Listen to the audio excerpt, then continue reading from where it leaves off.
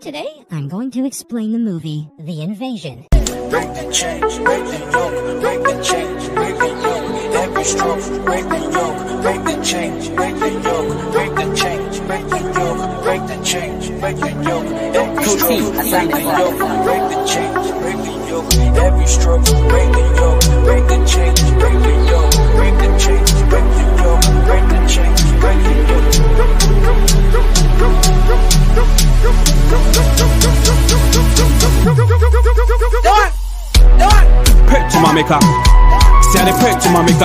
Released in the year 2007. The movie begins as a space shuttle crashes in the U.S., inflicting widespread devastation. People are hesitant to touch the debris after the explosion because they believe it's contaminated. Tucker Kaufman, the head of the Centers for Disease Control and Prevention, examines the incident and becomes sick the night he goes home. While he sleeps, strange cellular condensation forms on his face. Elsewhere, Kaufman's son Oliver, who lives with his ex-wife, psychiatrist Carol, has a nightmare and freaks out. Fortunately, Carol is there and she administers his medication before going to sleep. The next morning, Carol gets a call from Kaufman, who demands custody of his son, but Carol refuses and hangs up. She then drops Oliver off at school and runs into her best friend, Dr. Ben Driscoll, who informs her that many scientists have resigned because they believe there's a reason for the catastrophe. On the other hand, Carol discusses her concerns about Kaufman trying to take custody of her son. Hearing this, Ben replies that Kaufman has every right to meet his son. He then drops Carol off in front of her office, but not before reminding her of a dinner party the next day. In the next scene, Carol meets one of her patients, Wendy Lenk, who informs her about her husband, Richard's, strange behavior. She mentions that when their dog Bobo detected something unusual, Richard killed him without any remorse. This shocks Carol, but she can do nothing more than prescribe some new medications to her patient. Later, on Halloween evening, Carol and her friend Pam take their children around the neighborhood for trick-or-treating. When they approach a house, the family dog starts barking continuously. Just then, the dog escapes and attacks Andy, but the latter doesn't even flinch. Instead, he grabs the dog and starts squeezing its mouth until it's separated. Soon, Carol arrives on the scene and confirms that Andy is unharmed, despite him having blood markings on his neck. Later, she discusses Andy's behavior with Pam, who also confirms that Andy has been acting differently than usual. Just then, Carol discovers an unusual piece of flesh on Oliver's palm and immediately transports it to Ben's hospital, where his colleague, Dr. Stephen Galino, begins the experiments.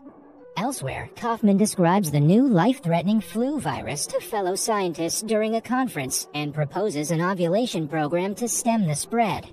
Meanwhile, several infected waiters spit into the teacups before serving it to the scientists in the conference. The next morning, Wendy's husband, Richard, visits Carol in her office, inquiring about Wendy. Carol immediately dials Wendy's number and finds out that she's on her way. However, when Wendy realizes that her husband is present there, she hesitates and notifies Carol that she won't be attending the session. Instead, she'll be staying at her sister's place for a few days, so that she can be away from Richard. Later that night, while Oliver and Carol are on their way to Kaufman's, they are stopped by a panicked lady. The woman screams and warns everyone about an incoming danger when suddenly a car runs her over. Carol exits the vehicle and informs a cop that she wishes to make her testimony as a witness to the accident. However, the cop ignores her request and orders her to leave the place. After a while, Carol drops Oliver off at Kaufman's for the weekend, telling him to contact her frequently and take his meds on time. In the next scene, Carol and Ben attend a party where they meet Czech diplomat Dr. Henryk Belicek and his wife Ludmila, who adore them and think they'd make an excellent couple. Later, they encounter a Russian diplomat named Yorish Kaganovic, who joins Carol in discussing human nature's dark side. After the party, Ben takes Carol home, and before they depart, he tries to kiss her. Unfortunately, Carol backs off, claiming that she doesn't want to jeopardize their friendship. Later, a stranger tries to force his way into the home, but Carol valiantly fights him off. She then locks herself in and instantly dials Ben for help. The next morning, Ben comes over and proposes Carol stay at home, but the latter refuses, claiming that she has several clients to see that day.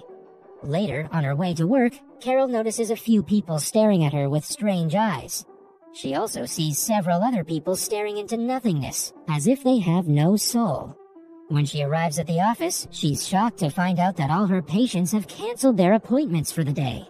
She then dials Wendy's number, realizing she hasn't kept up with some of her appointments. However, Richard answers the phone and informs her that Wendy will call her later, as she's asleep.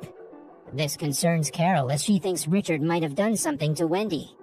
Fed up with what's going on as of late, Carol conducts an internet search about the weird happenings and finds out that a lot of people have searched for similar incidents. Just then, her assistant Carly approaches her with a cup of tea.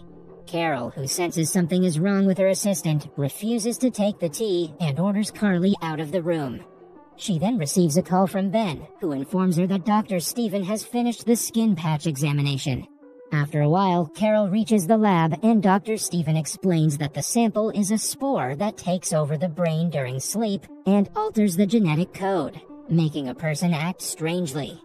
Meanwhile, Ludmila calls Ben and notifies him about Yurish's strange behavior.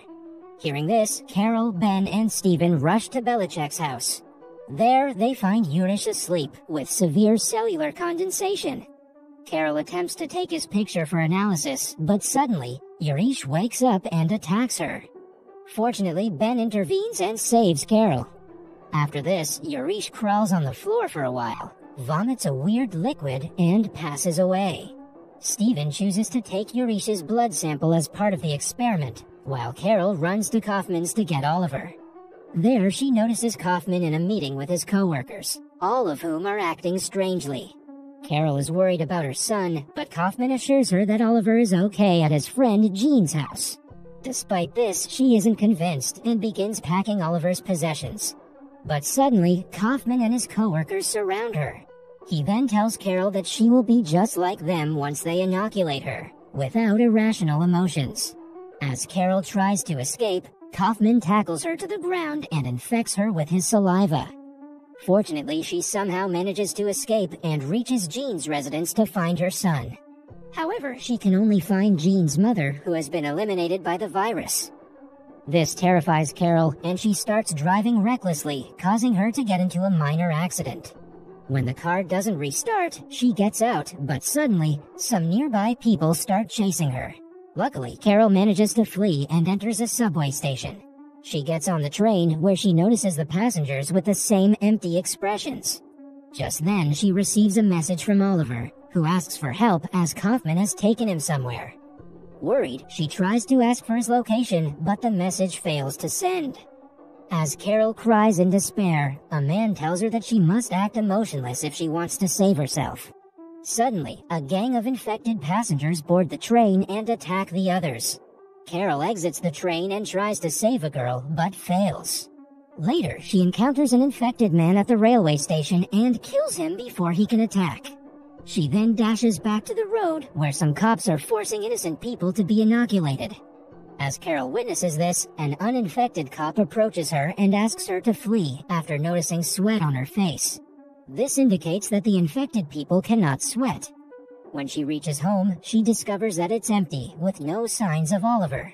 Panicked, she then rushes over to the Belichick's house to meet Ben, and they decide to stay awake, citing that they might have been affected. Later, Ben decides to help Carol find her son, while Dr. Stephen and his assistant prepare to travel to Fort Detrick, Maryland, to find a cure for the virus. Meanwhile, Dr. Henrik arrives with more inoculated individuals to infect the rest of the house, but the group flees before they're attacked. While on their way to find Oliver, Carol and Ben come across some cops who are forcefully trying to inoculate Wendy. Strangely, Wendy seems to be unaffected by the virus, even after sleeping several times. Seeing this, Carol assumes that Wendy is immune to the virus. Soon, they arrive at Carol's office and begin reviewing Wendy's medical report.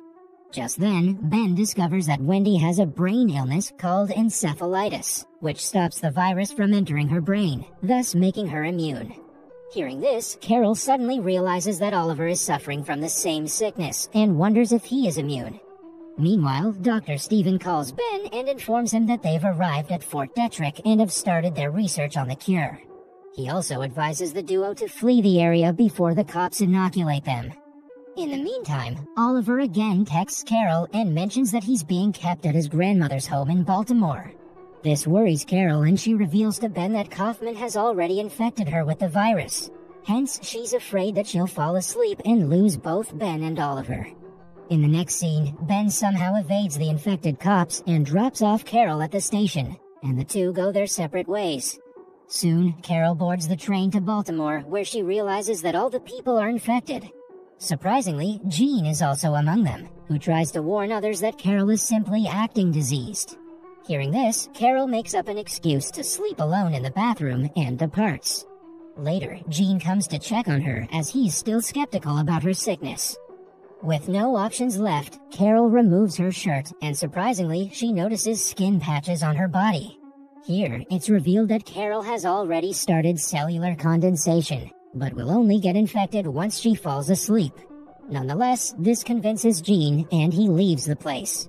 A while later, Kaufman greets Carol and Jean at the station and takes them to his mother's place. Upon reaching there, Carol manages to see Oliver while Kaufman is away. Oliver tells his mother that he's still uninfected, despite sleeping every day. Suddenly, Jean shows up and confirms his speculations about Carol pretending to be infected. In order to protect Oliver and herself, Carol throws Jean and knocks him unconscious. She then runs away with Oliver, but Kaufman notices the situation and chases them with his colleagues. Meanwhile, Carol and Oliver manage to hide in an abandoned place, but Kaufman arrives at the location and tries to attack them. A short tussle ensues, and Carol eventually kills him, ending him once and for all. In the next scene, Carol and Oliver arrive at a pharmacy, and Carol takes a few injections and pills to prevent herself from falling asleep. After that, she calls Ben to inform him about their location. Oliver tries to open the pharmacy's storeroom door, but Carol goes inside alone and discovers a few unconscious bodies lying on the floor. When she learns that they're infected, she quietly grabs a gun from one of them and locks the door. Oliver falls asleep after a while, and Carol takes more meds to stay awake. Despite her best efforts, she eventually falls asleep. The following day, all the infected employees at the pharmacy regain consciousness and try to get out of the storeroom. The commotion wakes Oliver, and he sees Carol lying down.